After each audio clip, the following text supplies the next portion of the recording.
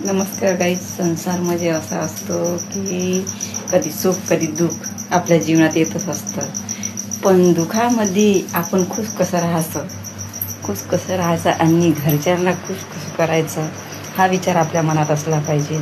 नाहीतर दुःखी होऊन आपण आपल्या घरच्या व्यक्तीलाही दुःखी करतो आणि स्वतःलाही दुःखी करतो. तसं करू नका. सुख तिथं दुःख तिथं सुख येतच असते. पण थोडा वेळ लागते सुख यायला. दुःख कसं लवकर येतं.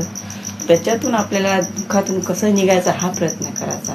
पण हार मानायची नाही आणि जीवाला काही हानी करायची नाही. आपल्यावर जरी कुणाचं कर्ज असेल, कुणाचं काही असेल किंवा दुसरं काही असेल, ते आज नाही उद्या फिटणारच आहे आणि सुख येणारच आहे. म्हणून म्हणतो, परिवारात गोड गोडाईनं राहा, दुःखी राहू नका, आनंदी राहा, हमेशा खुश राहा.